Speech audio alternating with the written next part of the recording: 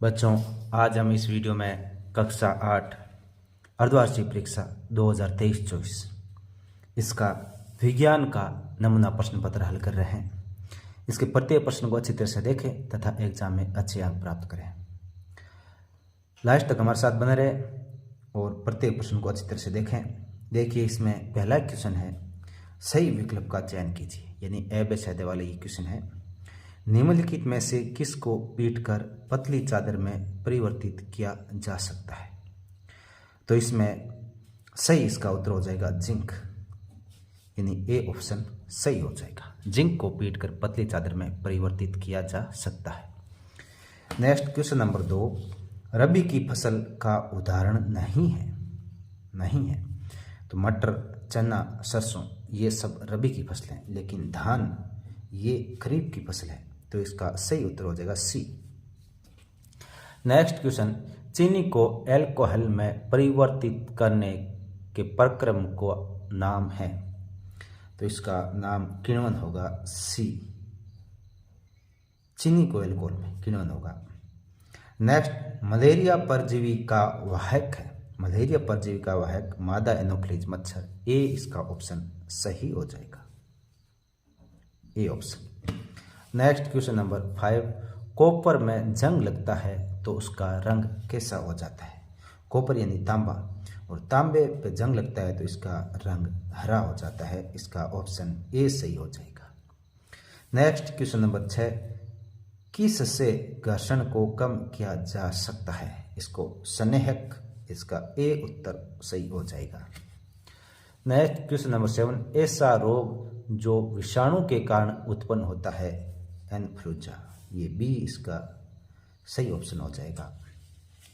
Question number 8, निम्न में से कौन सी एक धातु नहीं है? तो इसमें सल्फर ये धातु नहीं है, बी ऑप्शन सही हो जाएगा।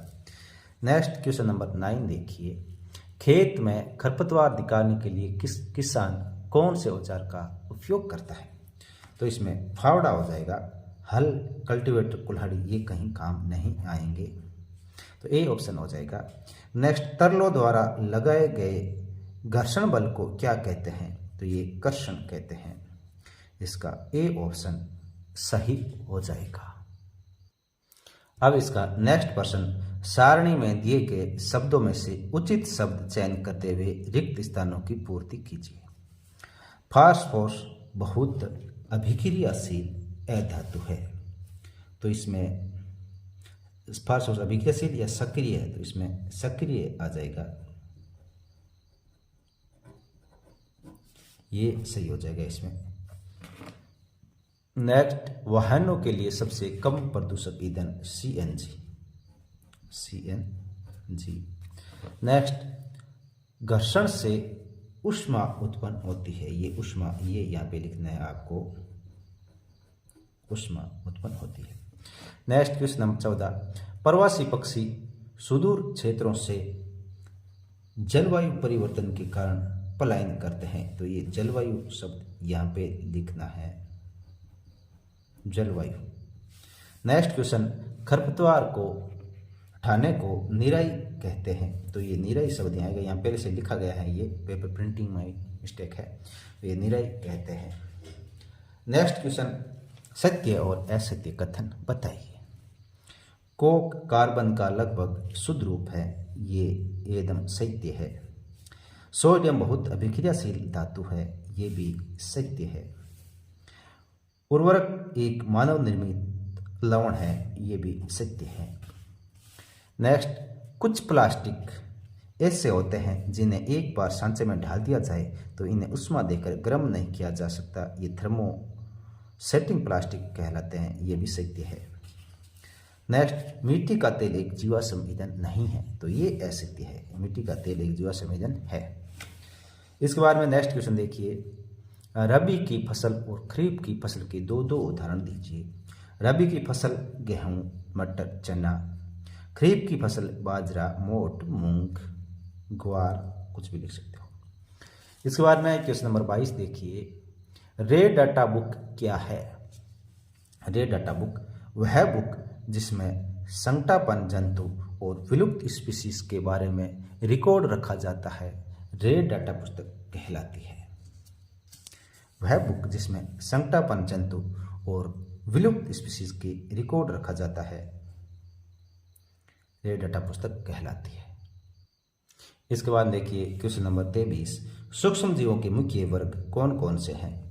जीवाणु, कवक, प्रोटोजोआ और शैवाल, ये सभी सूक्ष्म जीवों के उदाहरण है, ये मुख्य वर्ग है, जीवाणु, कवक, प्रोटोजोआ और शैवाल। नेक्स्ट क्वेश्चन नंबर 24 देखिए, किसी क्षेत्र विशेष में पाए जाने वाले सभी पौधों, जंतुओं और सूक्ष्म जीवों की विभिन्न प्रजातियों को जैव विविधता कहते हैं। इससे बचाना चाहिए क्योंकि एकल जीव का पृथ्वी पर अस्तित्व संभव नहीं है। यानी एक स्पीशीज होगी तो उसका अस्तित्व ही संभव नहीं है। ऐसे मान लो मनुष्य हो और दूसरे कोई जीव नहीं हो तो फिर मनुष्य कैसे जीवित रहेगा? दूसरे होने जरूरी है। तो एकल जीव पृथ्वी पर अस्तित्व संभव नहीं है। जैव विविधता के कारण ही पृथ्वी पर जीवों में संतुलन बना रहता है। यानी जैव विविधता होगी तभी जीव जंतुओं में, जीवों में संतुलन बना रहेगा। इसके बाद में नेक्स्ट क्वेश्चन नंबर 25 देखिए, सीएनजी और एलपीजी का ईंधन के रूप में उपयोग करने के क्या लाभ है? सीएनजी और एलपीजी का ईंधन के रूप में उपयोग करने के निम्न लाभ है। यह एक स्वच्छ ईंधन है, वायु प्रदूषण नहीं होता है, आसानी से उपलब्ध हो जाता है। नेक्स्ट क्वेश्चन नंबर 26 देखिए, क्या होगा यदि हम वृक्षों की कटाई करते रहें? इसका उत्तर, यदि हम वृक्षों की कटाई करते रहे तो उस क्षेत्र में वर्षा कम होगी, बाढ़ भी अधिक आएगी। यानी बाढ़ अधिक आएगी और भूमिगत जल स्तर भी नीचे चला जाएगा और वन्य प्राणी तथा पेड़ पौधे खत्म हो जाएंगे। तो इसमें मुख्य कारण, ज़्यादा वनों की कटाई से उस क्षेत्र में वर्षा कम होगी, भूमिगत जल स्तर नीचे चला जाएगा, वन्य प्राणी तथा पेड़ पौधे खत्म हो जाएंगे। लेकिन ये बाढ़ आने वाला ये है कारण, लेकिन इतना इंपॉर्टेंट नहीं है जितने की ये कारण है। तो आप इन्हें पहले लिखें। नेक्स्ट क्वेश्चन नंबर 27, प्रतिजैविक क्या है? प्रतिजैविक लेते समय कौन कौन सी सावधानियां रखनी चाहिए? सबसे पहले प्रतिजैविक ऐसे पदार्थ जो एक जीवधार से तैयार किया गया और दूसरे जीवधारी यानी रोगजनक को नष्ट करे, प्रतिजैविक कहलाता है। यानी रोगजनक जो जीव है उनको नष्ट करने वाली जो औषधि होती है उसे प्रतिजैविक कहा जाता है।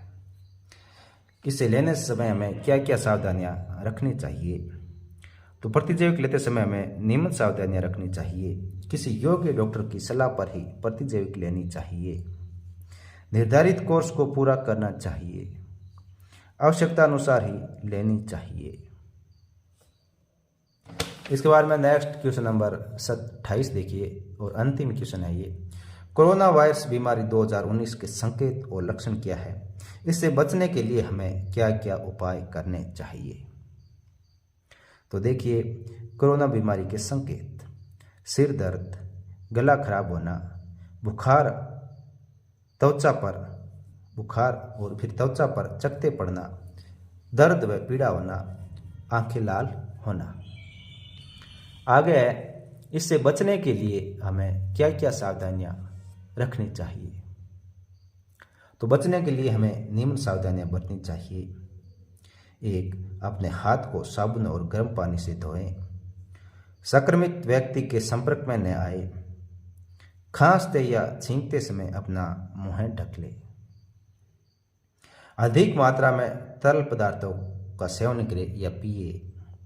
लक्षण नजर आने पर तुरंत डॉक्टर से संपर्क करें। इसी के साथ बच्चों, आपका ये विज्ञान का नमूना प्रश्न पत्र कंप्लीट हो चुका है। अच्छी तरह से देखें ताकि आपके एग्जाम में अच्छे अंक प्राप्त हो। वीडियो को लाइक और शेयर जरूर करें। धन्यवाद आप सभी का।